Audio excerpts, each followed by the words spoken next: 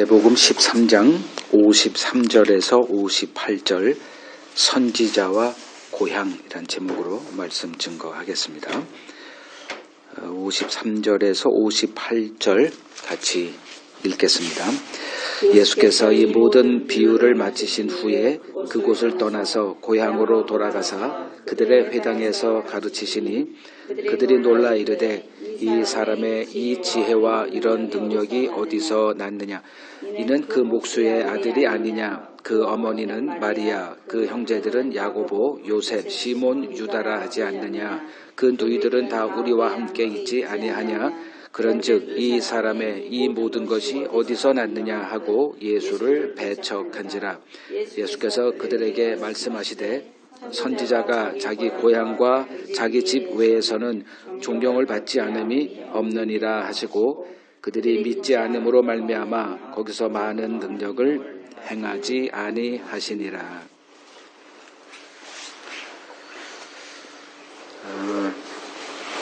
예수님 당시 하나님의 말씀을 이제 해석하고 그 신앙의 길을 지도했던 자들이 이제 서기관들이었습니다. 근데 주님의 눈에 그 당시 서기관들은 그 천국문을 닫고 있는 자들이었습니다. 그래서 마태복음 23장 13절을 보면 화 있을진저 서기관들과 바리새인들이여 저들이 천국문 앞에 서서 천국문에 들어가려 하는 자들을 막고 있다. 이제 이런 말씀을 하십니다. 그래서 예수님이 취하신 이제 처방이 무엇이냐? 그 제자들을 불러서 그들에게 이제 7 비유를 이제 가르치십니다. 우리가 지난 한 2개월 동안 7 비유에 대해서 이제 살펴보았죠. 그 7 비유를 가르치시고 이제 제자들에게 너희가 이 모든 것을 다 깨닫느냐? 그러하옵니다. 그리고선 얘기하시는 게 이제 천국의 제자된 서기관들마다 옛것과 새것을 곳간에서 꺼내오는 집주인과 같다. 이렇게 말씀을 하시면서 그 7 비유를 통해서 제자들을 어떻게 세우셨는지 어떤 자들로 세우셨는지를 이제 알게 하십니다. 즉 당시 서기관들을 제자들로 대체하시겠다는 것을 이제 표명하신 거죠. 그러니까 천국의 제자된 서기관, 이제 이 표현이 좀 어렵긴 한데 그 제자란 배우는 자를 얘기를 하죠. 그래서 그리스도인 하면 이제 여러 가지 어휘로 이제 그 신자됨을 그리스도인이란 무엇인가 누군가를 이렇게 가르치십니다. 뭐 서기관이라는 단어도 나오고 제자라는 단어도 나오고 증인, 뭐 사람을 낳는 어부, 이제 이걸 다 우리가 이제 친숙해져야 되는 어휘들입니다. 그 서기관들이 이제 예수님이 가르치신 것들을 수용하지 못했던 이유는 그 예수님이 전하신 말씀이 그들에게 감당이 되지 않았어요. 그것을 이제 예수님은 어떻게 표현했냐 하면 마태복음 9장 17절에 새 술은 새 부대에만 담길 수 있다. 그 서기관들에게 이 예수님의 가르침이 이제 폭발력이 있어서 이게 자기들이 이제 담는 그릇이다 하면 그 그릇이 그 예수님의 가르침을 담을 수가 없는 거예요. 그래서 그걸 담을 수 있는 그 단단한 그릇, 그걸 새 부대 이렇게 말씀하십니다. 그러니까 제자들에게 지금 이렇게 말씀을 계속 가르치시고 주님과 같이 동행하시면서 이런저런 일들을 겪게 하심은 결국은 예수님의 그 가르침, 즉 천국의 비밀을 능히 담을 수 있는 강한 새 부대로 만들기 위함이었다는 것을 우리가 눈치챌 수 있어야 합니다. 이제 비유에 대한 내용은 이제 이렇게 다 끝났고 이제 이후에 이제 53절 예수께서 이 모든 비유를 마치신 후에 이제 그곳을 떠나서 어디로 가시냐 하면 고향으로 가십니다. 고향이라 하면 이제 나사렛을 이야기하는 거죠.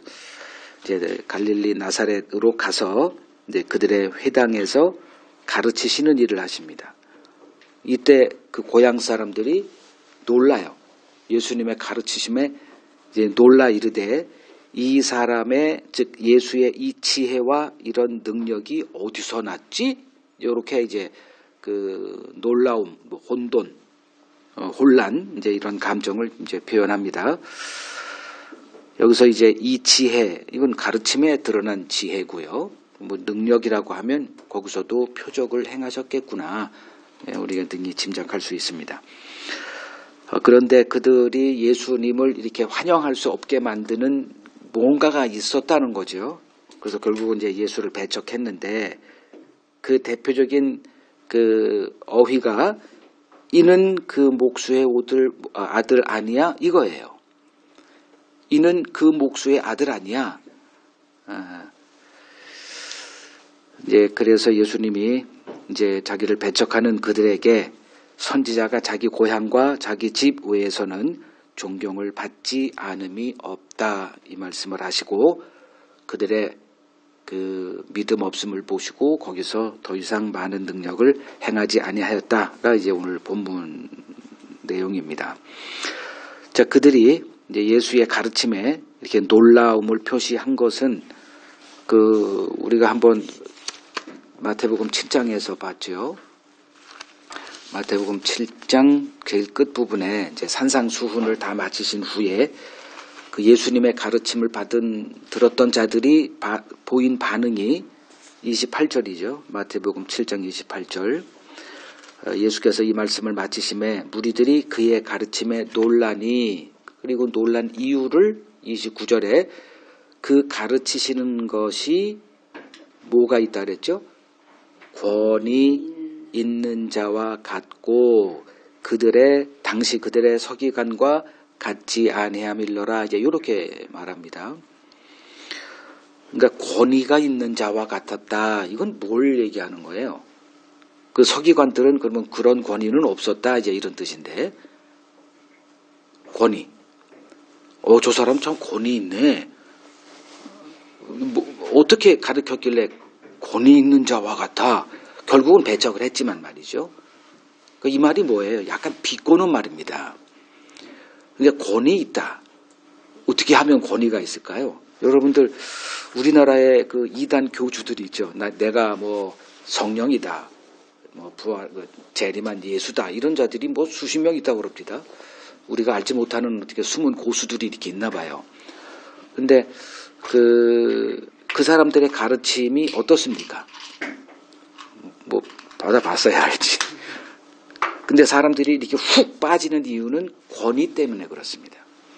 그러니까 여러분들이 누구한테 이렇게 야 좀 내가 성경 좀 가르칠게 이렇게 하면 픽 이렇게 거부당하는 이유가 뭐 때문이에요? 권위 때문이거든요. 그래서 아무래도 목사가 좀 낫긴 한데 근데 여기서 이 오늘날 뭐 목사들 당시에 목사들 하면 서기관들이에요. 근데 그 가르침이 예수하고 달라. 저들은 권위가 없고 예수는 권위가 있어. 이제 이랬단 말이에요. 그럼 권위라는 게 뭐냐? 인용하지 않아요. 그냥 선포하는 겁니다. 그러니까 어떻게 보면 되게 건방져 보여요. 모든 걸 다 알고 있는 것 같이 하거든. 이게 그 이단 교주들의 특징입니다. 뭐 누구를 인용할 이유가 없어요. 근데 이제 뭐 그 신학교를 이렇게 뭐 들어갔다거나 아니면 무슨 그 해외에서 이렇게 박사 코스를 한번 이렇게 공부한 사람들은 다 알아요. 겸손해야 된다는 거. 왜냐하면 인간이 다 알 수 없다는 거를 공부한 사람은 알아요. 그러니까 공부를 조금 덜한 사람들은 뭐 나는 대단히 뭐 이렇게 생각이 드는데 공부를 하다 보면 이 박사 코스가 그래요. 그 우리 앞서 갔던 그 영역의 전문가들은 다 알아야 돼요.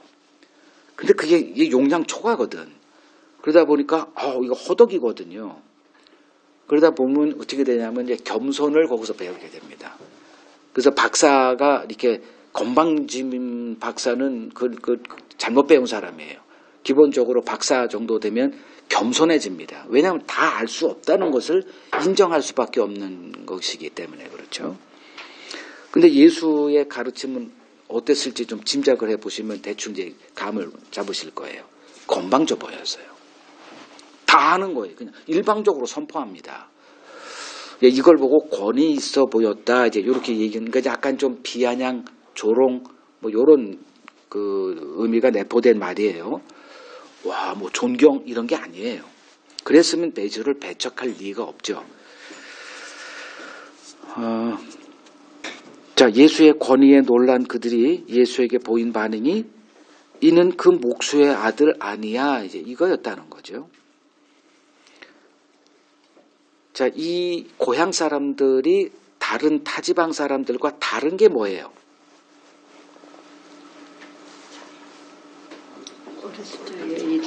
예수를 다른 지방에 있는 사람들보다 훨씬 많이 알아요. 그래서 여기서 내오는 거예요. 그 목수의 아들 아니야. 이건 다른 어디서도 얘기할 수 없어요. 근데 이들은 알거든. 그 목수예요. 그 목수 요셉의 아들 아니야. 그리고 또 뭐라 그래요? 그 어머니 마리아야 알고 있어. 이렇게 되는 거예요. 그리고 그 형제들 여기서 이제 이름이 다 나와요. 야고보, 요셉, 시몬, 유다.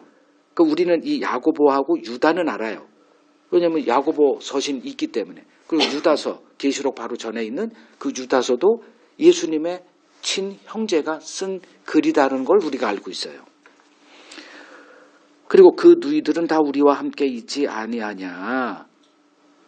즉 고향 사람들이란 일반 사람들하고 다른 게 뭐냐 하면 예수에 대해서 더 많이 알고 있어요.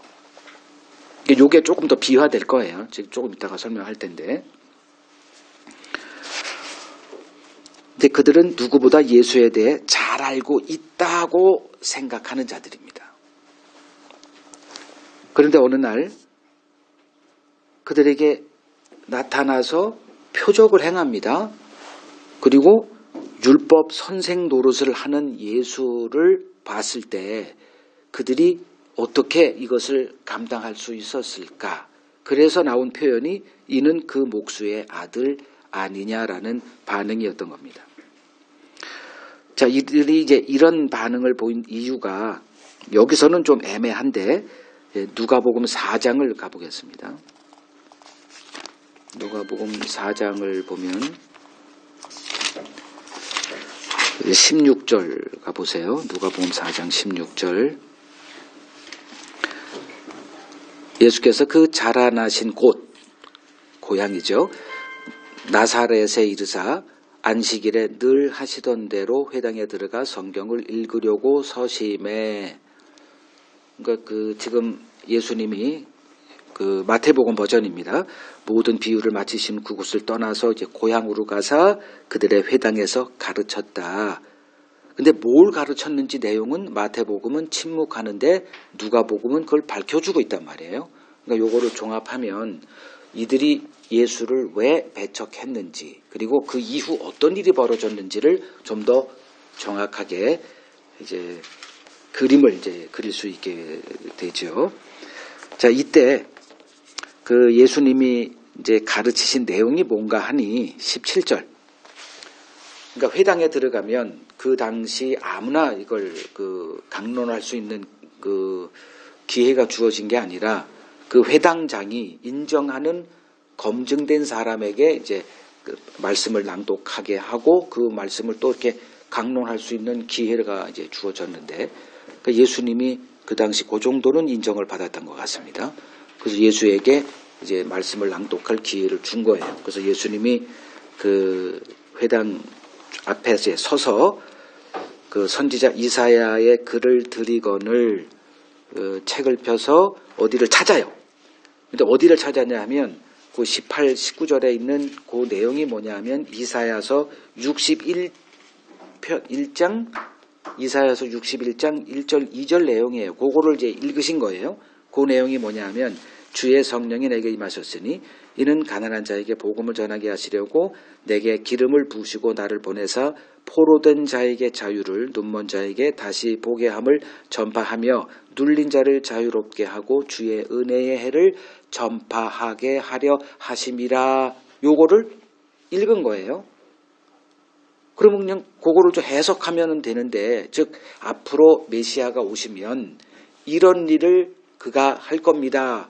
요래면은 아무 문제 없어요. 근데 어떻게 했어요? 20절에. 이제 책을, 이제 두루마기죠. 그 책을 이제 맡은 자에게 주시고 이제 앉아요. 그러니까 그때는 앉아서 설교했구나. 저도 지금 앉아서 설교하잖아요. 그러니까 앉아서, 이거 굉장히 성경적이에요. 그러니까 앉아서 이렇게 이제 가르칠 준비를 하니까 사람들이 예수를 다 주목해서 이렇게 하는 거예요. 그때 예수님이 21절에 뭐라고 하시냐.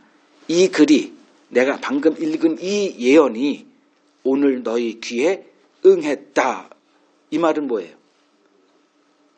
이 분이 바로 나다. 이 소리 한 거예요. 즉 구약 1500년 기간 동안에 그 우리 선진들이 기다리고 소망했던 그 자가 바로 나다. 이걸 선언한 거예요. 이 예수에게 고향 사람들이 보인 반응이 여기도 이제 나오죠. 이 은혜로운 말을 놀랍게 여겨 이르되, 이것도 되게 좋은 말 같아 보이죠. 은혜 받았다. 보통 우리가 쓰는 말이 그거니까. 근데 그게 아니에요. 이 사람이 요셉의 아들 아니냐.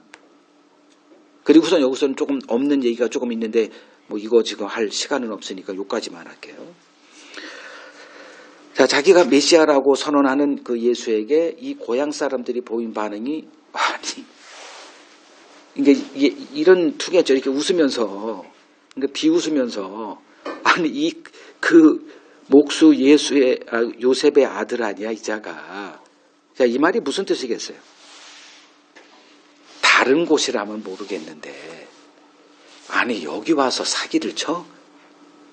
이해되시죠? 아니, 우리는 너의 과거를 다 알고 있어. 이거예요. 근데 어디서 지금 뽕을 쳐? 그게 여기서 기록되어 있는 이 사람이 이는 그 목수의 아들 아니야. 그 내용이에요. 어디서 뽕을 쳐? 뽕을 칠 때가 있지. 그 말이 여기서 통할 것 같아. 이제 이런 반응을 이제 보인 거죠. 그러니까 우리는 내가 누군지 알고 있어. 이거예요. 자, 이제 결국은 이들의 예수에 대한 선입관이 지금의 예수를 밀어내게 했다. 이거를 우리가 알 수가 있죠. 이에 대해서 예수께서 선지자가 고향에서는 환영받는 자가 없다. 이건 누가복음 버전이고, 마태복음에서는 선지자가 자기 고향과 자기 집 외에서는 존경을 받지 않음이 없다. 이 얘기를 뒤집으면 고향과 자기 집 말고 다른 데서는 환영을 받는다. 자, 요게 키포인트가 있어요. 그러면 예수를 환영하려면 우리가 어디에 서 있어야 되느냐?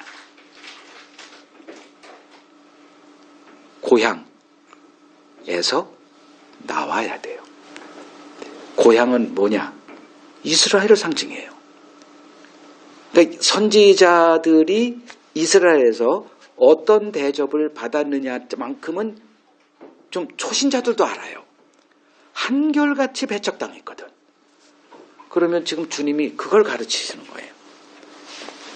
나를 환영하는 자들은 따로 있다. 그래서 자기 고향과 자기 집 외에서는 존경받지 않음이 없다. 그러면 자기 고향과 자기 집 외가 누구죠? 이방인이죠. 지금 이방인들에게 내가 왔다. 이걸 선언하시는 거예요.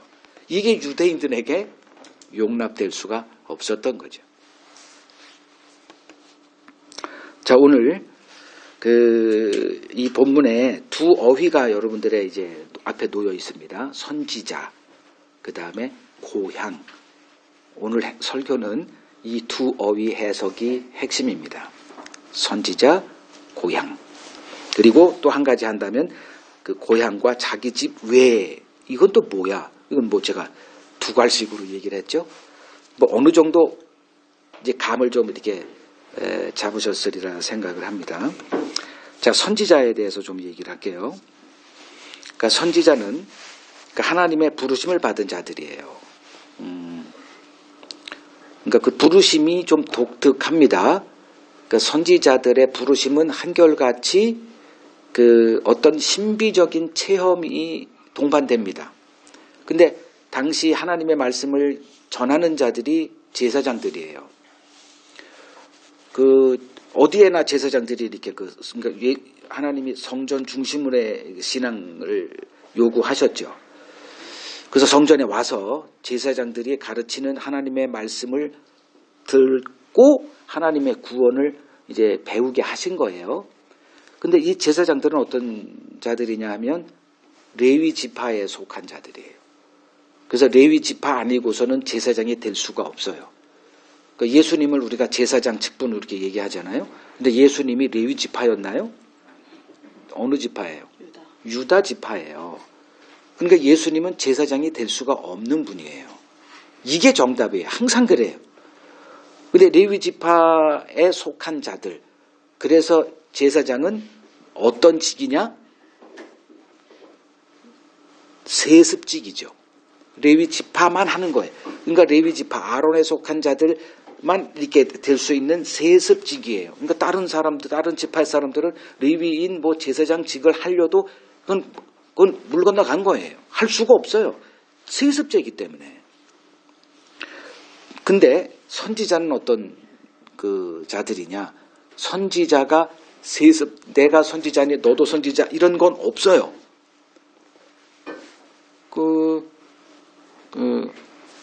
그래서 이 선지자의 등장, 이거 부르심에 대해서 지금 얘기하는 거예요. 선지자의 부르심은, 그러니까 제사장은 어떻게 돼요? 아버지가 죽을 때 아들에게 이렇게, 그러니까 다 이렇게 얘기하잖아요. 얘한테 내가 물려준다. 그러면 오늘날 목사들도 이렇게 다 강대상에서 이제 퇴임하기 전에 어떤 사람을 선정하죠. 그게 아들이든 어서 청빙을 하던 사람이든 누구에게 이렇게 그 위임식을 해요. 그러니까 모든 사람들이 저 사람을 이은 자가 이 사람이다라는 걸 다 보고 알아요. 근데 선지자의 등장은 어때요? 베일에 하나님이 감추어 놓으세요. 즉 선지자는 그 기원이 없어요. 이게 이제 문제가 되는 거예요. 어느 날 갑자기 나타나요. 이 선지자들은 항상 그런 식이에요.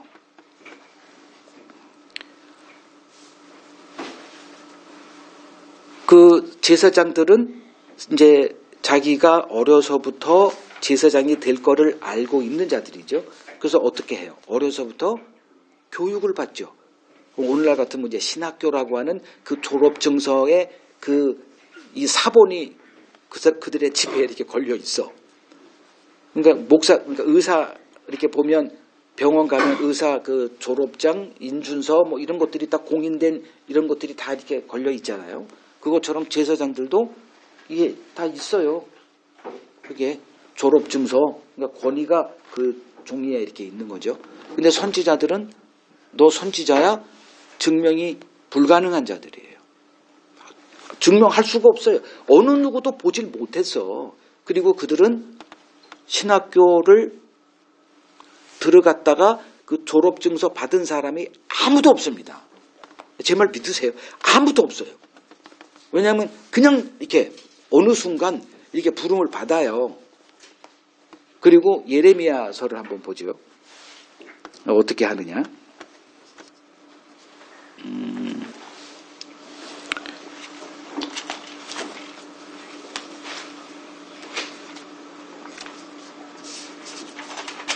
예레미야 1장 9절. 예레미야 1장 9절을 보면 이제 갑자기 예레미야를 선지자로 불러요. 그러니까 예레미야가 나는 아이라 말할 줄 모르니까 사양을 하죠. 왜냐하면 그 길이 어떤 길인지 아니까. 지금까지 선지자들이 다 죽임당했거든. 근데 왜 납니까? 못해요. 계속 오버합니다.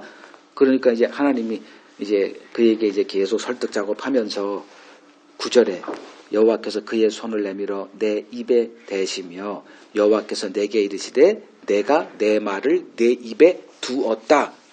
요거로 끝이에요. 요게 신학교 뭐 7년 10년짜리를 그냥 한순간에 내 입에 뒀다 푹 이거로 끝나는 거예요.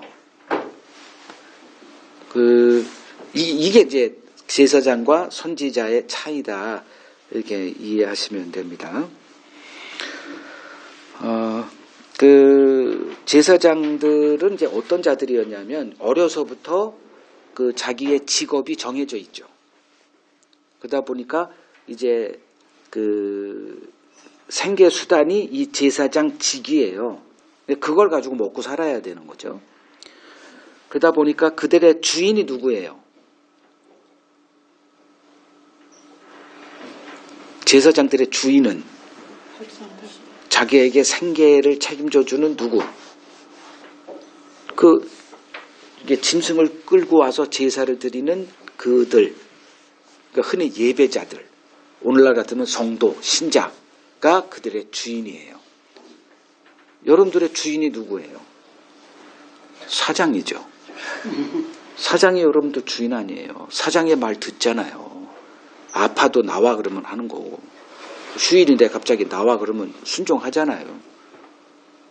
그러니까 이 제사장들이 누구 입맛을 맞추냐 하면 자기에게 돈을 갖다 주는 그 성도들에게 맞는 행동을 취해요. 그들이 원하는 사람이 되어주고 그들이 원하는 말을 해줍니다. 그래서 이거를 예수님이 요한복음 10장 12절에서 한 단어로 삭슬 바라보고 일하는 자인 삭군이란 어휘를 사용을 해요. 그러니까 삭군, 그러니까 삭슬, 그러니까 연봉을 바라보면서 일하는 자, 이걸 이제 삭군이라고 얘기합니다. 그러니까 주님이 그들과 자기를 이렇게 비교하면서 이렇게 삭군이란 그 얘기를 하는데, 삭군, 즉 이 제사장 직업인 자들이 곧 삭군이죠. 그러니까 오늘날도 이제 목사가 직업군에 하나가 이렇게 돼 있더라고요. 그리고 꽤나 직업군에서 선호되는 게 이제 우리나라예요. 왜냐하면 목사들이 꽤나 잘 살기 때문에 그러죠. 그것도 물론 이제 현실 세계는 좀 참 어렵게 사는 사람들이 대부분인데 이렇게 눈에 띄는 이제 그런 사람들은 대부분 전혀 생활에 어려움 없이 이렇게 삶을 살아갑니다.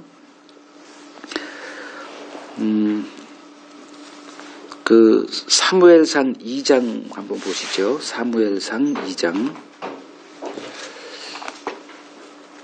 12절을 보면 그러니까 사무엘이 등장하기 전에 제사장 직을 여기서는 선지자 역할을 했던 자가 엘리였어요. 엘리 대제사장이라고 이렇게 칭하는 자.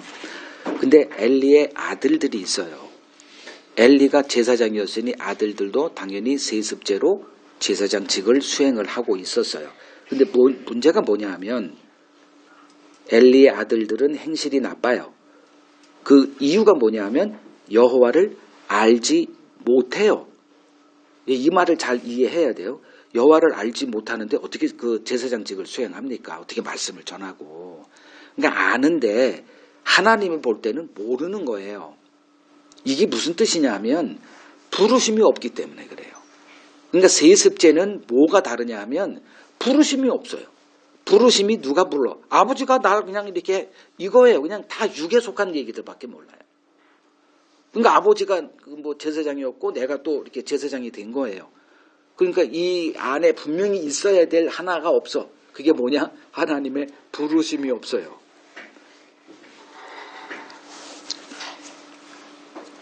그러다 보니까 뭘 하느냐? 13, 14, 15 이렇게 쭉 읽어보시면 관심이 뭐에만 관심이 있어? 제밥에만 관심이 있는 거예요.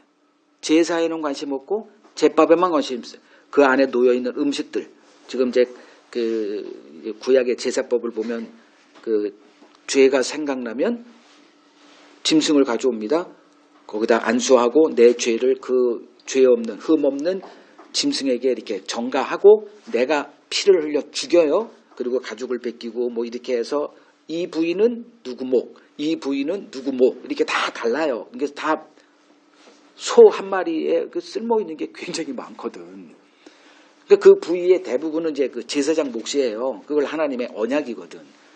이 일을 충실하게 하면 내가 너를 먹고 사는 건 내가 책임져 준다.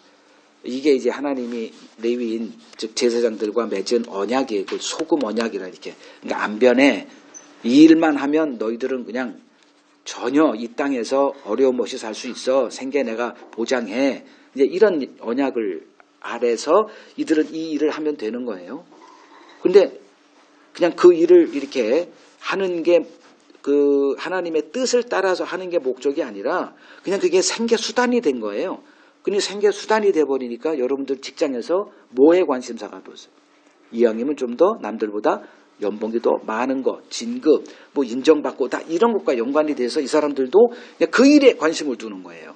그러니까 하나님의 일이 관심사가 아니라 그 일을 해서 자기가 얼마나 더 풍요롭게 사느냐. 이거에 관심이 빠져 있는 이거를 여호와를 알지 못한다. 이제 이렇게 성경이 기록을 해놓고 있는 거고요. 그래서 그 구약에 이제 여러분들이 구약 성경을 보면 제사장들은 한결같이 이 길을 걸어갑니다.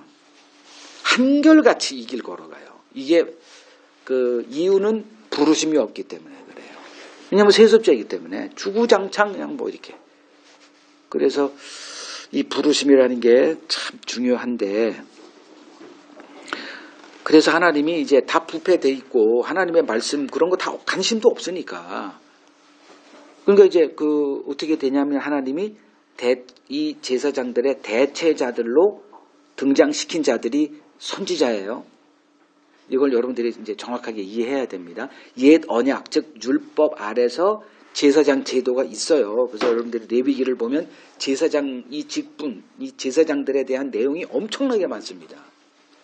엄격한 주의를 두고 제사장 이렇게 직을 수행할 수 있는 훈련을 시키는 내용들. 그리고 이제 계속 이스라엘의 근간이 이 제사장들, 그러니까 성전이 신앙의 근간이었고 거기에 그 성전을 맡고 관리하고 하는 자들이 이제 제사장들이었는데 이들이 늘 부패하고 타락의 길을 가니까 하나님이 이제 대체자로 등장시킨 자들이 이제 선지자인데, 자, 선지자들의 등장 이 배경은 베일에 감춰져 있다 그랬잖아요. 그냥 어느 날 갑자기 어느 누구에게 찾아와요. 그냥 뭐 그건 지파와 관계 없어.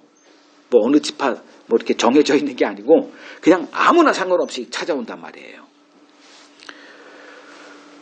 그 예를 좀 들어보면 사도행전 9장에 바울은 제사장이 될 수 없는 자였죠. 왜냐하면 그는 선지자로 이렇게 그 복음의 증인이 될 수 없는 자였어요. 왜냐하면 복음을 반대하는 자였거든.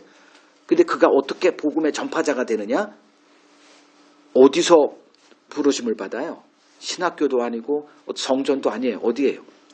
길거리에서 그냥. 그러니까 길거리에서 누가 봐요?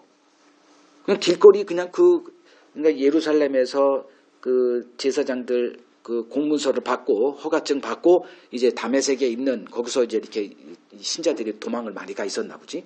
그러니까 그들을 잡아 끌어오겠다는 거예요.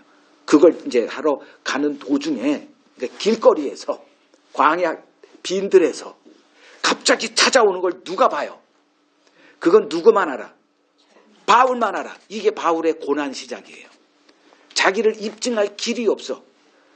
그러니까 신학교 졸업하면 그 연락해봐. 그럼 전화하면 뭐 땡땡땡 이런 사람 뭐 어떻게 있어요? 그럼 이렇게 컴퓨터로 쫙 한 10분이면 찾죠. 몇 년도 어떻게 뭐 학점은 뭐 B 플러스 뭐 A 뭐 이렇게 공부도 지지도 못했다. 뭐 늘 수석했다. 뭐 이거 다 알 수 있어요. 그리고 공인 딱 돼. 이 사람 걱정하지 마세요. 우리 졸업생 확인됐습니다. 뭐 이렇게 하는데 바울은 늘 이게 고민거리예요. 도대체 어디서 하나님의 부르심을 받았는지 입증할 길이 없어요. 선지자들은.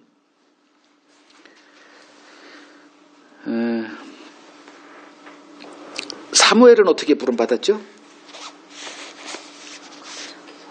성전에서 자고 있을 때, 홀로 자고 있을 때. 그때 어린아이잖아요. 어린아이였고 이제 엄마가 자기를 바쳤어 하나님께 그 서원대로. 그래서 그 엘리 대제사장을 이제 아버지처럼 모시면서 성전에서 이제 이렇게 봉사하다가 성전에서 자고 있어. 그러니까 자기 집도 없어. 그냥 성전에서 이렇게 좀 푸대접 받았는지 몰라도. 그러니까 엘리의 두 아들들은 이렇게 똥똥거리며 사는데 이 사무엘은 그냥 거기서 봉사하고 뭐 이렇게 청소하고 물 나르고 뭐 이런 것만 하다가 성전에서 자고 있는데 사무엘아 사무엘아 이게 하나님의 부르심을 받아요. 그리고서 이제 뭐 자세한 내용은 다 빼고 아무도 몰라. 이 사무엘이 어떻게 부름을 받았는지 아무도 몰라요. 그냥 자기만 알아. 이사야서를 보면 이제 이사야서 6장에 이사야가 선지자로 부름받은 그 내용이 나와요. 어디서 부름받아요? 이 땅의 장소는 비밀이에요. 말 안 해요. 그러니까 어디서 부름받냐 하면 하나님이 그를 그 체험하게, 이거 신비 체험이다, 뭐 영적 체험이다 되는데 그의 영을 이끌어서 하나님 보좌 앞에 서게 합니다. 거기서 부른다니까? 거기서. 그러니까 이 신비, 이걸, 그러니까 지금 여러분들 마음속을 우리가 어떻게 알아요? 그 마음에서 뭔 일이 벌어지는지. 이거와 똑같아요. 이사야도 그 하나님의 부름을 받긴 받았는데 그 부름 받은 것은 나만 알아. 그러니까 입증 불가예요. 그리고 이제 어느 신학교 과정을 거친 적이 없어요. 아까 제가 예레미야 이렇게 1장 얘기 드렸죠. 1장 9절. 하나님께서 내 입에다 손을 대시고 내 말을 내 입에 두었다. 이거로 끝이거든요. 그러니까 즉 그 자리에서 모든 게 다 뭐 칩을 꽂았더니 뭐 지식이 쫙 이게 아니고 이제 네 할 말은 내가 계속 공급하겠다는 거예요. 계속 공급하겠다. 그래서 이제 그 예레미야를 보게 되면 어느 날 하나님의 말씀이 임했다. 그만큼 하는 거예요. 그리고 어느 날 하나님의 말씀이 임하여 그랬을 때 이걸 전하라. 그러니까 또 그거 하는 거예요. 성전 앞에 서서 이게 하나님의 성전이다. 이 거짓말 믿지 말라. 뭐 이런 소리. 어느 날 또 그 이 멍에를 메고 살아라. 홀딱 벗고 나체로 살아라. 뭐 이런 하나님의 계시를 계속 받고 그걸 전하는 거예요. 그러니까 신학교 갈 필요가 없죠. 이 사람들은 하나님의 그 뜻이 그때 이렇게 계속 그걸 계시받고 이렇게 하니까. 그 바울도 마찬가지예요. 하나님의 계시를 통해서 이렇게 계속 이게 주어지는 거예요. 이런 면에서 저도 동일하죠. 계속 하나님의 계시 안에서 이렇게 해서 뭐 지금 그 계시가 저는 다른 계시죠. 왜냐하면 그런 직접 계시는 이미 성경이 완성되는 그때 끝났으니까 저는 그것을 해석하는 그 은사로 이제 지금 말씀을 이렇게 전하고 있는 거고요. 그래서 이제 그 하나님께서 예수에게도 동일하게 이렇게 어느 날 이렇게 부르세요. 예수님의 어린 시절 언제 부름받았는지는 우리는 몰라요. 예수님은 그걸 설명해 놓은 적이 없으니까. 그러니까 세례를 받을 때 하늘에서 이렇게 그 음성이 들리고 이는 내 기뻐하는 자요 내 사랑하는 자다. 이제 뭐 요때 부르심을 표현한 건지는 모르겠으나 이제 그렇게 그것도 세례 요한과 예수만 알아요. 그러니까 아무도 몰라. 그리고 예수님이 정식적인 신학 교육을 받은 적은 없다가 정답이죠. 이건 뭐 성경에 이렇게 어디서 배웠어? 아무도 모르니까. 그거 만약에 예루살렘에 가서 정식 교육을 받았다 하면 자료 보면 나오잖아요. 근데 없어. 그래서 54절을 보세요. 오늘 본문. 이 사람의 지혜와 능력, 요건 빼고 그냥 이 사람의 이 지식이 어디서 왔느냐 이렇게 질문할 수밖에 없는 거예요. 다 아는데 우리가. 얘가 여기서 우리와 같이 30년 사는 거 우리가 다 알고 있는데 어디서 저런 지식이 나왔지? 근데 너무 권위가 있는 거예요. 그냥 뭐 누구 인용하고 뭐 어느 박사 뭐 가브리엘이 얘기를 했고 뭐 또 누구를 얘기할까 뭐 그 당시 유명한 뭐 우리는 아무도 모르죠. 뭐 누구가 뭐 이렇게 얘기한 걸 좀 해석하고 이런 게 아니에요. 그냥 뭐 심령이 가난한 자는 복이 있나니 천국은 그들의 것이야. 이렇게 얘기한 사람이 없거든. 그 당시 서기관들이 천국은 누구냐 누구의 것이냐 얘기한다면 율법을 잘 지켜서 그 율법이 그리고서 이제 그러면 어느 정도 지켜야 돼. 그러면 그 누구도 몰라. 요 정도. 근데 예수님은 그냥 단정적이에요. 아, 어떻게 저렇게 건방져? 그게 권위가 있다 이 소리거든요. 자, 사람들은 이제 그 선지자들의 이런 갑작스런 변신에 그리고 그 많은 그 갑자기 쏟아내는 그들의 지식에 혼란스러움을 겪을 수밖에 없겠죠. 다 아는데.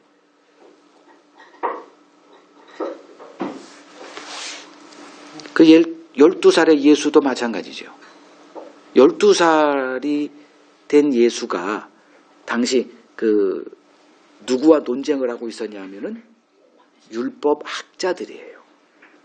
성전에서 그 부모가 이제 아기 찾으러 갔는데 거기 있어. 그랬더니 뭐 하고 있나 봤더니 율법 학자들. 그들과 서로 주고받는데 이 율법 학자들이 예수의 지혜에 깜짝 놀랐다 그랬죠. 어디서 배운 거냐? 이놈 그 얘기 들어보니 저 시골 어디 나사렛에서 이렇게 왔다는데 거기 신학교 없다는 건 다 알아. 근데 이놈이 여기서 공부했던 아무도 몰라. 근데 얘 이 지식이 어디서 와서 이런 걸 이렇게 얘기를 하지? 이거 우리가 당해낼 수가 없네. 그러니까 어디서 온 거야? 여기서 지금 동일한 이 지혜가 어디서 났어? 이렇게 되는 거죠. 그 스데반도 마찬가지죠. 사도행전 그 6절에 보면 스데반의 지혜와 지식을 당시 쟁쟁하다는 사람이 이제 논쟁이 막 벌어지니까 그래서 그 유대교에서도 보낸 거예요. 이 스데반 하나 좀 제압해. 그러니까 이제 날고 긴다라고 하는 자들이 이 스데반과 이 논쟁을 벌이는데 감당이 안 돼. 그가 어떤 지식을 갖고 있는지가 사도행전 7장에 그의 이 변론하는 변증하는 내용을 쭉 보면 와, 이렇게 했겠구나 를 짐작할 수 있도록 7장은 다 그의 변증 내용이에요. 돌 맞아 죽었지만. 그 사도행전 4장에 이제 베드로와 요한이 체포돼서 이제 거기에는 완전히 그냥 산헤드린이 모였으니까 공회원 70명의 그 당시 최고의 석학들이 다 모여가지고 이 요한과 베드로를 신문하는데 뭐라고 얘기를 해요? 이놈이 학문이 없는 범인, 그냥 평범한 자. 그러니까 우리가 얘기하는 평신도. 어디 신학교를 나왔겠어요? 어부였는데, 갈릴리 촌놈인데. 근데 지금 자기들 앞에 서서 이렇게 얼마나 위험이 있겠어요? 시커먼 옷 입고.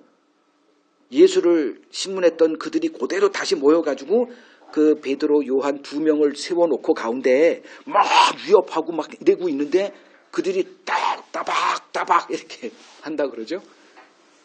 깜짝 놀란 거예요, 이 사람들이.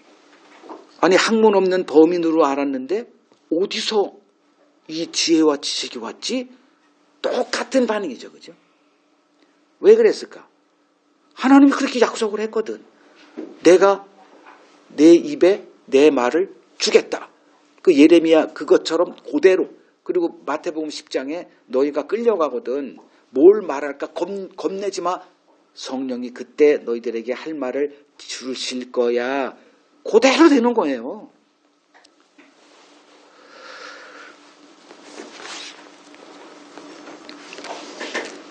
선지자는 그리스도와 같이 아론의 반차에 속한 자들이 아니에요. 어디에 속한 자들이냐? 멜기세덱에 속한 자들입니다. 그러니까 이거를 히브리 그 서를 쓴 사람이 누군지는 잘 모르겠으나 이 히브리 저자가 히브리 서를 쓴 사람이 이 당시 그 유대인이었다가 예수 그리스도를 믿고 이제 기독교인이 된 그들에게 이제 이 서신을 쓰는 거예요. 왜냐하면 그들이 다시 유대교로 가려고 하고 있거든. 너무 고통을 당하고 고난을 당하니까 이거나 저거나 그냥 뭐라 이렇게 고난을 계속 당해야 돼. 그래서 유대교로 돌아가려고 하는 그들에게 이제 서신을 쓰면서 너희들은 왜 흘러 떠내려가느냐. 그러니까 너희들이 지금 그 예수 그리스도에 관한 지식에 굳건히 서 있지 못하니까 다시 그 율법 옛 언약으로 돌아가려고 하는데 너희들은 지금 대학원 수준이야 이놈들하고 어떻게 유치원으로 가. 그 말이나 되냐 이제 이 얘기를 하는 거예요. 그래서 그 유치원에 그 놓여 있는 그들을 다시 끌어서 대학원 수준으로 끌어올리는 그게 멜기세덱에 대해서 얘기하려고 하는데, 아니 도무지 이 멜기세덱을 알까? 이게 겁나는 거예요. 그래가지고 이제 여러 가지 얘기했다가 이제 7장에 들어서 이제 멜기세덱은 누군지 쫙 설명하는 거예요. 아론은 제사장 그 반차로 어디에 속한 자냐면 레위 지파에 속한 자들은 그들은 다 세습제인데 예수는 유다 지파는 건 다 아니까 레위 지파가 아니니 어디 속한 자인데 누구냐? 창세기 14장에나 잠깐 등장했다가 사라진 멜기세덱에 껴붙여. 그러니까 이런 비약이 막 벌어져요. 그러니까 이거는 그 당시 서기관들의 문법에는 없는 말이에요. 근데 하나님의 영을 받은 이 히브리서 저자, 이 사람은 이게 되는 거예요. 그냥 왔다 갔다가 막 비약이 됐다가. 그러니까 예를 들면 우리가 그 원자 폭탄 만든 사람 누구요? 오펜하이머의 어법을 들을 때 외계 언어로 들리듯이. 근데 그 사람들은 이걸 눈이 열린 거죠. 그 물리학에. 그러니까 그런 희한한 언어로 이제 사람들에게 하고 뭐 이 엄청난 뭐 수십 톤의 그 쇳덩어리를 화성에도 보내고 이런 일들을 우리는 뭐 상상도 못하는 일을 그들의 어휘로 이렇게 서로 소통하면서 하듯이 이 선지자들의 어법은 하나님의 영에 속한 어법이기 때문에 막 언어가 막 날고 비약을 하고 비상을 하고 대기권 밖으로 나가고 막 이제 그런 어휘가 나오는 거죠. 그래서 그들은 이제 멜기세덱의 반차에 속했다. 그럼 멜기세덱은 누구냐? 족보가 없다 그거예요. 그 얘기를 하는 거예요. 그러니까 예수는 어디에 족보냐? 족보는 있어. 어디 족보냐? 아론의 반차가 아니라 멜기세덱의 반차다. 멜기세덱은 누구냐? 하늘에 속한 자다. 그러니까 신자됨의 그 위상을 좀 이해하시겠어요? 우리가 어떤 대접을 받고 있는가 지금. 그래서 고향 사람들은 이제 좀 더 돌아와야죠. 고향 사람들. 그러니까 예수님은 고향 사람들에게 환영받는 법이 없다. 선지자가. 그럼 고향 사람들은 또 누구냐? 지금 나사렛 사람들, 이건 육에 속한 거죠 지금. 그러니까 나사렛 사람들을 통해서 누구를 고향 사람들로 말하고 있느냐? 이스라엘 전체를 고향 사람들로 말하고 있는 거예요. 그러니까 고향 사람들은 예수를 그 누구보다 잘 알고 있죠. 이건 맞는 팩트죠. 예수님의 그 어린 시절 고향 사람 말고 누가 알아요? 예루살렘 누가 알아 그걸? 근데 이 사람들은 알고 있거든. 그러니까 엄마, 아빠, 형제, 자매 다 알고 있어. 꿰뚫어요. 그의 성향도 알고 뭐 무슨 일을 하고 뭐 개구장이 일, 뭐 사고 친 거 다 알아. 근데 지금 와서 뭐 메시아라고? 예, 이렇게 되는 거죠. 근데 문제는 뭐예요? 우리가 지금 이제 성경이 있으니까 하나님의 예수에 대한 계시에 그 성경이 있으니 이제 우리는 알고 지금 이 고향 사람들을 이제 이렇게 평가할 수 있잖아요. 이들이 알고 있는 예수는 어떤 예수예요? 목수의 아들. 그렇죠. 목수의 아들, 엄마 마리아의 아들, 형제가 누가 있고 또 누이도 있고 요거밖에 몰라요. 근데 우리는 어떤 예수를 알고 있어요? 성령으로 잉태된 그래서 처녀의 몸에서 난 예수 이 정도는 알고 있단 말이에요. 그걸 누가 알고 있어 지금? 마리아, 요셉 알고 있죠. 그리고 그 태어났을 때 누가 와서 막 축하해 준 사람이 있죠. 목자들이 먼저 왔어요. 그들은 구유에 누워있는 아기를 볼 텐데 이게 너희의 표적이 되리라. 이걸 듣고 천사한테. 그러고서 이제 어디를 찾아봤겠어? 마구간을 찾았겠지. 그랬더니 진짜 있네. 아니 마구간에 강보에 쌓여가지고 구유 그 여물통에 올려져 있는 아기를 이게 표적이라 했으니까 그거 표적 그 식별표 가지고 찾았는데 있어. 아니 세상 어떤 엄마가 마구간에서 그 여물통에다가 올려놔. 그리고 그들이 이제 하나님을 경배하죠. 그 다음에 이제 어떤 여관에 이제 사람들이 이제 그 호적하는 거 다 끝나고 이제 요셉이 아기를 이제 여관에 이렇게 있을 때 누가 찾아와? 동방 박사들이 찾아와요. 그리고 경배를 하네. 그러니까 이들은 아는 거예요. 이 비밀에 대해서. 근데 이 비밀을 고향 사람들이 알아 몰라. 모르죠. 그리고 예수가 할례 받을 때 이제 8일째 되는 때인가? 그 할례를 시키잖아요. 안 아플 때. 근데 아프겠지. 근데 그때 할례를 받으러 이제 성전 데려갔을 때 누가 알아봐? 안나. 시므온이 먼저 알아봐. 시므온이라는 사람은 이스라엘의 위로를 기다리는 자래요. 그리고 그가 등장하기 전까지는 죽지 아니하리란 성령의 계시를 받고 기다리고 있어. 나 죽고 싶은데. 지금 저희 어머님 이 설교 안 들으니까. 저희 어머님이 매일 나 만날 때마다 오세요. 아, 왜 이렇게 하나님 안 데려가? 아니, 그건 나한테 물어 왜? 응? 그러니까 시므온도 마찬가지. 어떤 일이 있기 전에는 죽지 않아. 이 계시를 받아놨네. 근데 눈이 열린 거예요. 그래서 성령의 감동으로 성전에 가게 됐네 또. 거기서 아기 예수를 본 거예요. 그리고선 됐다. 드디어 하나님이 나를 놓아주시는구나. 뭐 삶이 다 그렇죠 뭐. 그러니까 시므온은 예수의 비밀을 본 거예요. 그 다음에 시므온이 간 다음에 누가 나타나? 안나가 나타나요. 그리고 또 뭔가 또 막 얘기를 해. 이들은 예수의 비밀을 아는 자죠. 고향 사람들은. 진짜 알아야 될 건 몰라. 그리고 엉뚱한 것만 알아. 누군 뭘 알아? 육적인 건 알아. 외모, 우리 예수님 어떻게 생겼는지 알아요? 아무 상관없어요.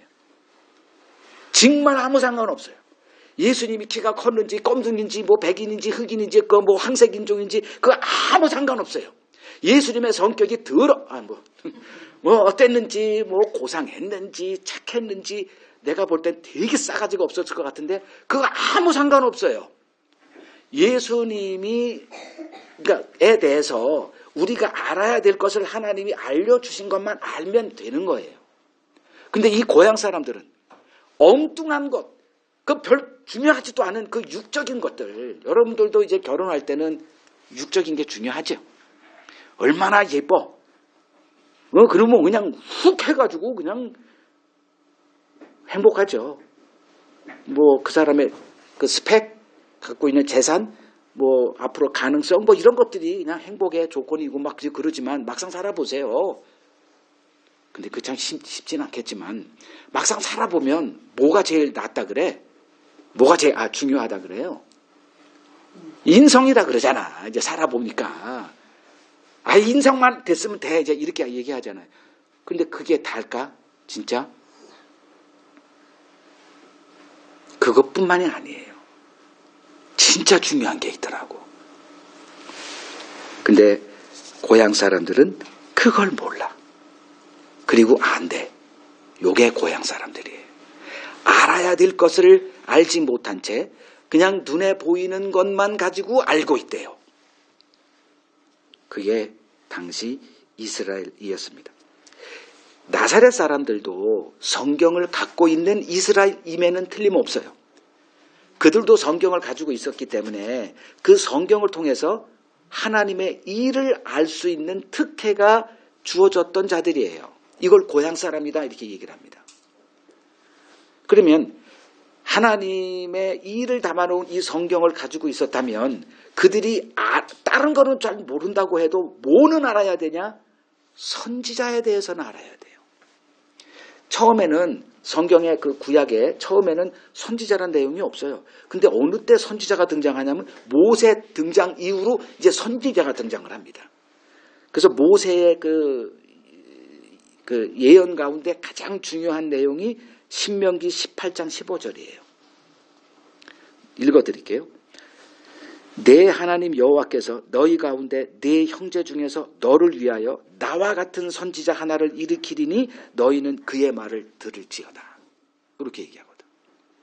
그러니까 모세와 같은 선지자가 이 이스라엘 가운데 나올 거다. 이렇게 모세가 예언합니다. 그러면 그 말은 꼭 들어라. 요거예요. 그러니까 그 이전에 선지자들이 계속 등장하거든요. 그러니까 선지자들이 얘기한 게 뭐예요? 그리스도를 가리키는 내용이었어요. 그러니까 그들은 선지자들은 옛 언약 아래 있는 그들에게 새 언약을 예언했던 자들이에요. 그 새 언약의 성취자가 바로 그리스도예요. 그래서 예수님이 제자들에게 잡혀 돌아가시기 전날 제자들에게 이렇게 떡과 포도주를 이렇게 하면서 이 피는 내가 너희를 위해서 흘리는 피니 마셔라. 이게 새 언약이다. 이제 거기서 새 언약이라는 어휘를 끄집어내요. 그 구약에 이 새 언약이 약속돼 있는데 그 약속을 선언한 자들이 선지자들이었거든. 그러니까 하나님이 보낼 선지자는 모세와 같은 자들이에요. 그러니까 모세가 어떻게 부름받았어요? 모세가 어디서 사역했어? 애굽에 가서 사역했는데 애굽에서 부름받지 않고 어디서 부름받아? 그 도망가가지고 광야에서 있다가 산에 올라가서 거기서 부름받아. 그러니까 모세도 역시 자기가 하나님께 부름받았다는 걸 입증할 길이 제로. 그냥 어느 날 갑자기 그에게 나타난 거예요. 뭐 불 붙는 가시떨기. 근데 타질 않아. 이 덤불이 왜 안 타? 불 붙었는데 그때 하나님이 음성으로 모세야 모세야 내가 널 부른다 뭐 이런 거. 그 거기서 부름받고 뭐 희한한 얘기를 하시니까 그 한 5-6번 안 간다고 버텼다가 거의 죽을 뻔했잖아요. 거기서 이제 하나님께 이제 강압적으로 붙들려 가지고 이제 가서 결국은 이제 그 애굽에 노예에 있던 그 이스라엘을 끄집어내죠. 그러니까 그들이 구원받을 길은 모세의 말을 듣는 거였어요. 모세의 말을 들으면 그들은 살았어요. 모세의 말 거부하면 그들은 다 죽었어요.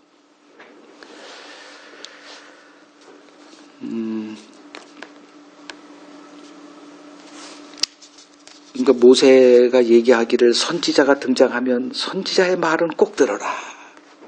요 한마디 남긴 거에 모세는 선지자의 말을 꼭 들어라.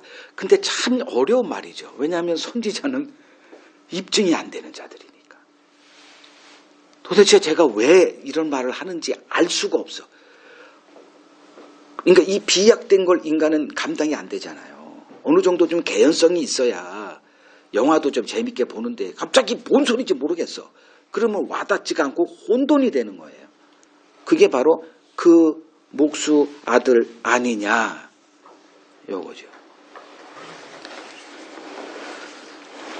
그러니까 예수님이 나사렛을 방문하신 이유는 선지자가 고향에서 환영받지 못하는 당시 이스라엘의 그 영적 어둠에 대해서 고발하고 그리고 그 이유가 뭔지 그걸 가르치기 위해서예요. 고향이란 성경을 갖고 있으면서도 하나님을 알지 못하는 이스라엘을 얘기합니다. 그들이 하나님을 몰랐을까요? 성경을 몰랐을까요? 그들은 자기들이 성경의 달인이다 자부하고 있는 자들이에요. 유대인들은 그거로 살아요. 딴 건 몰라도 우리는 하나님은 알아 이랬거든. 그리고선 자기들을 세상의 빛이다 이렇게 자랑했어요. 로마서 2장 가보죠.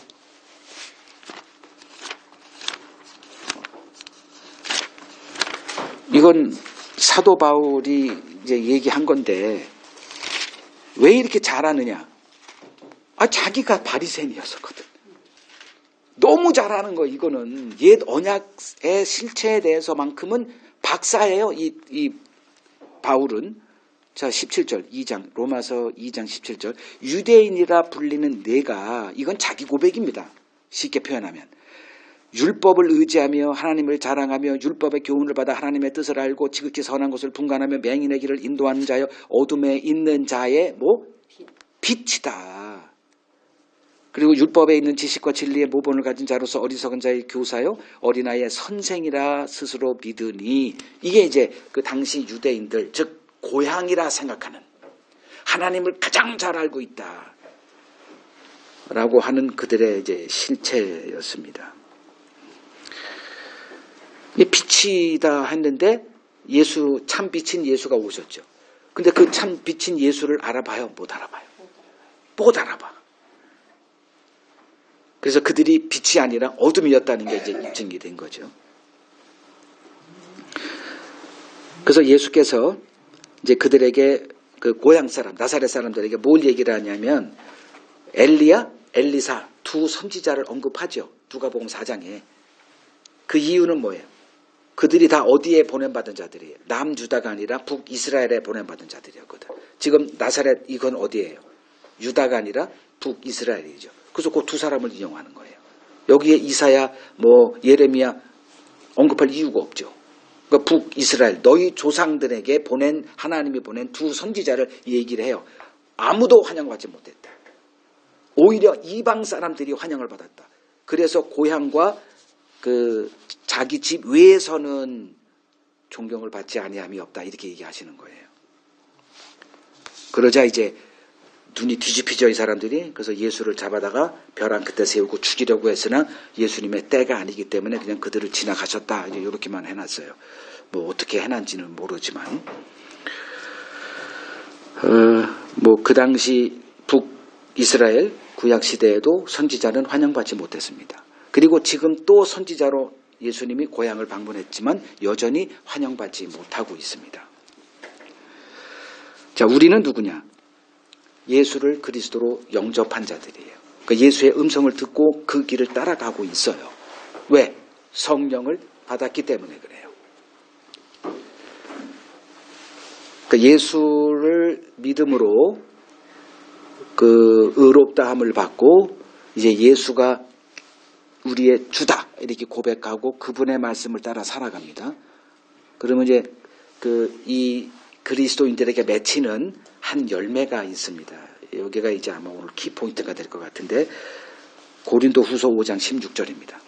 보세요. 고린도후서 5장 16절.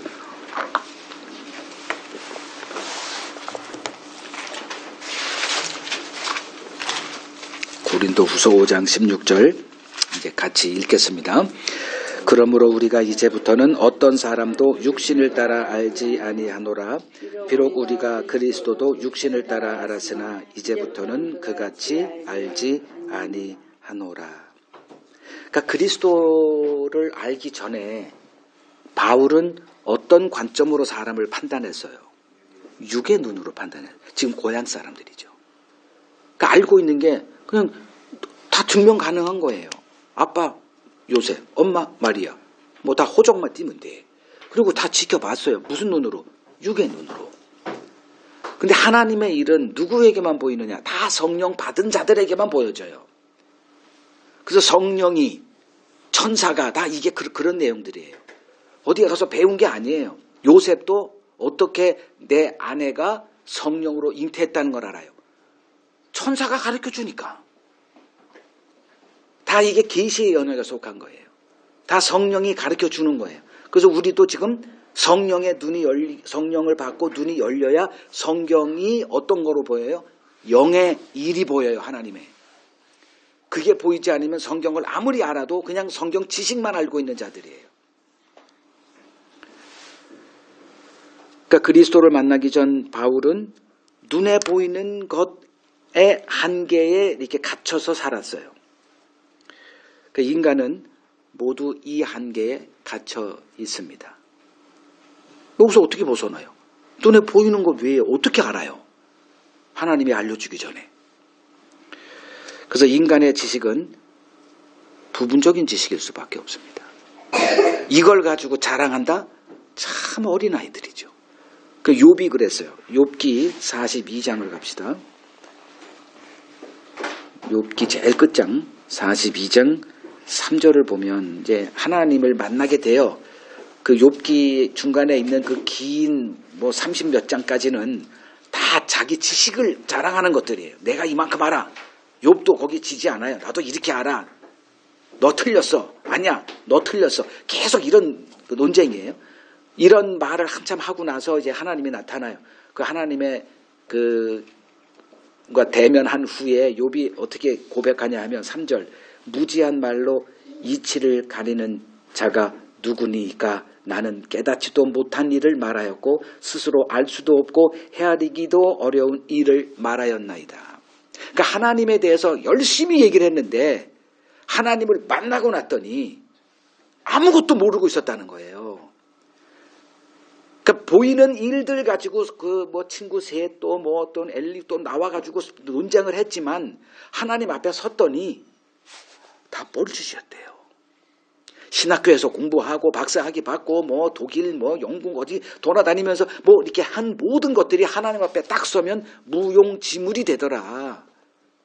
이게 인간 학습의 한계예요. 인간 지식의 한계고.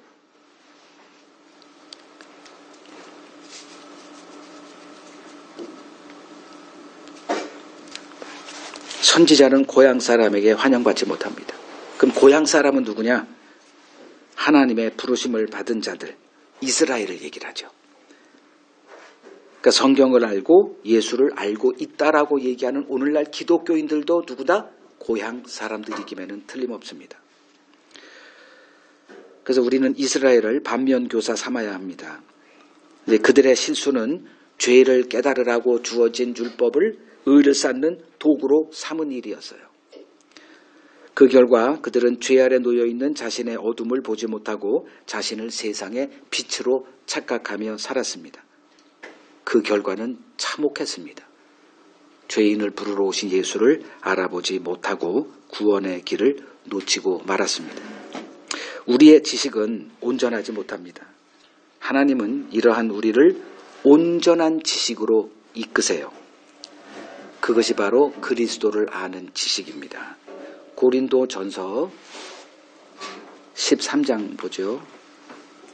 고린도전서 13장 9절.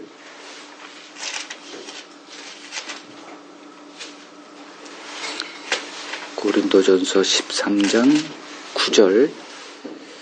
우리는 부분적으로 알고 부분적으로 예언하니 온전한 것이 올 때에는 부분적으로 하던 것이 패하리라. 내가 어렸을 때에는 말하는 것이 어린아이와 같고 깨닫는 것이 어린아이와 같고 생각하는 것이 어린아이와 같다가 장성한 사람이 되어서는 어린아이의 일을 버렸노라. 우리가 지금은 거울로 보는 것 같이 희미하나 그때는 얼굴과 얼굴을 대하여 볼 것이요 지금은 내가 부분적으로 아나 그때에는 주께서 나를 아신 것 같이 내가 온전히 알리라. 우리는 온전함에 이를 수는 없어요. 그러나 온전한 분은 알아요. 그게 바로 그리스도입니다. 그래서 그리스도를 알게 될 때 우리는 어떤 그 단계로 넘어갈 수 있느냐? 온전함이라고 하는 그 단계에 이를 수가 있어요. 그 열쇠가 바로 그리스도를 아는 지식입니다. 내가 뭐 다 할 수는 없겠죠. 그러나 알아야 될 것은 알아야 됩니다. 그게 바로 뭐냐? 성경 66권 다 몰라도 상관없어요. 어떻게 이걸 다 알겠어요? 그러나 성경에서 그리스도만큼은 볼 수 있어야 됩니다. 그게 하나님이 우리를 이끄시는 방향이거든요. 그리스도를 아는 지식에 이렇게 초대받은 게 복 중에 복이라는 것만큼은 알고 있어야 됩니다. 그게 얼마나 큰 복이냐. 하나님은 천국을 그리스도를 아는 지식을 가진 자들만 허락하십니다. 이게 문제예요. 근데 하나님이 우리에게 그 은혜를 허락하시거든. 그래서 눈을 열어서 성경에 감춰져 있는 그 그리스도를 보게 합니다. 이게 복이라는 거예요. 이들이 이제 그리스도를 믿음으로 의롭다함을 얻고 하나님과 화평을 누리는 천국 상속자들입니다. 이 복이 우리들에게 임했음을 알고 남들보다 비교할 수 없는 큰 복을 받은 자로서 이 세상을 살아갈 때 어떤 삶을 살아야 할까? 자, 선지자는 고향에서 환영받지 못합니다. 오늘의 본문의 주제는 교만이에요. 고향 사람들은 알고 있다 생각한 거예요. 알지 못합니다. 우리의 지식은 늘 육이라고 하는 것에 갇혀 있어요. 하나님의 계시가 임하기 전에 참 지식에 이를 수가 없습니다. 그 열쇠가 그리스도를 아는 지식이에요.